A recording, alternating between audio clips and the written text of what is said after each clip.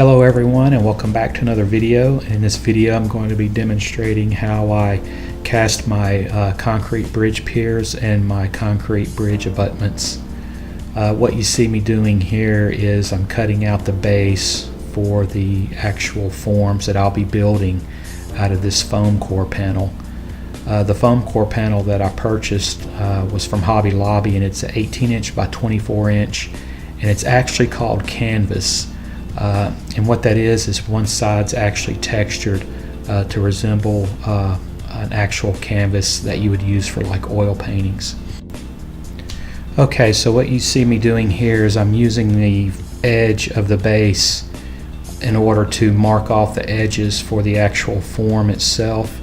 I do this so that the walls of the form when wrapped around the base will match the base dimensions. And so here what you see me doing is I'm going through and I'm scoring the back side of the foam core panel. I don't want to cut all the way through. I want it to be one piece so that when we do wrap it around the base, it'll act as a container and it'll hold the plaster of Paris. One other note, you want the textured side, the canvas side, to be facing towards the inside of the form, because we want that texture to show up when we cast our piers and our bridge abutments.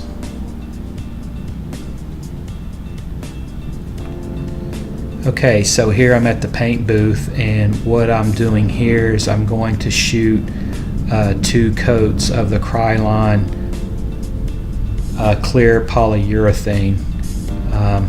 I do this because since the plaster of Paris contains water, we don't want the water destroying the form. So since the polyurethane is water resistant, I shoot 2, even 3 coats. I think I gave these bigger pieces 3 coats.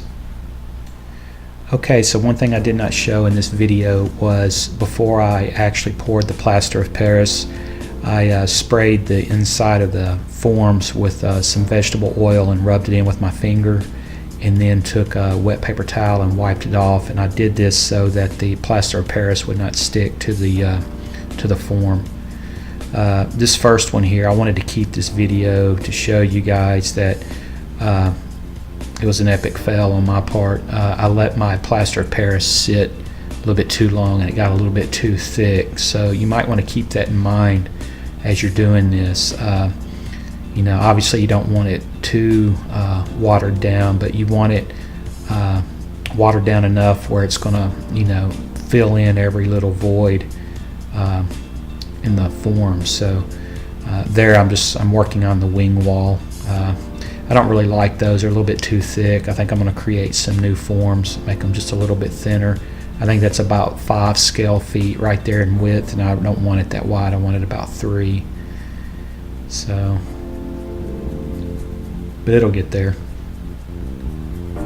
Okay, so here we're looking at the end result. And as you can see, the texture just really pops out. I mean, it's not weathered or anything yet, and you can already see it looks like it was you know, formed up with wood, which is how they do it in real life, and pour the concrete. You know, for precast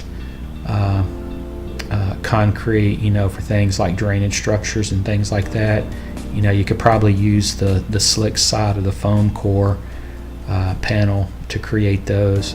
In fact, I think when I go to create my head walls for like my storm sewers and all that, I'm going to probably use the same technique, except I'll use the slick side.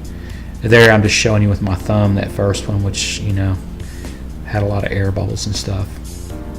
Okay, so here is the tallest bridge pier, and as you can see, it turned out really nice.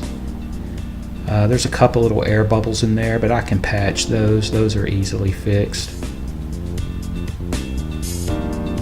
And I can tell you this much as well. So the very first one that I poured, which is the one I'm holding there, I did not use any type of vegetable oil or anything like that. And so as soon as the form was dried and I went to peel it off, some of the foam core paper, the textured side, the canvas side, wanted to stick to the plaster of Paris, and I had to peel that off. And then that's when I got the idea about using a little bit of vegetable oil.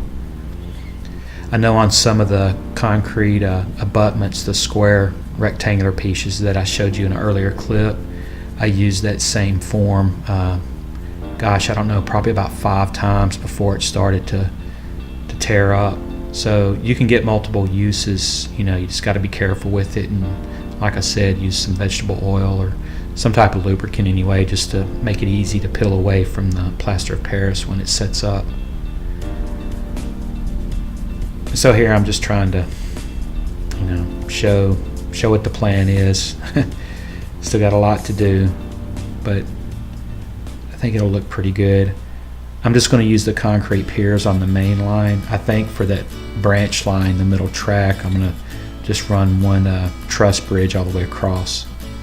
So guys, thanks for watching. I appreciate it. I noticed I got some new subscribers. Guys, welcome to the channel, and thanks for watching.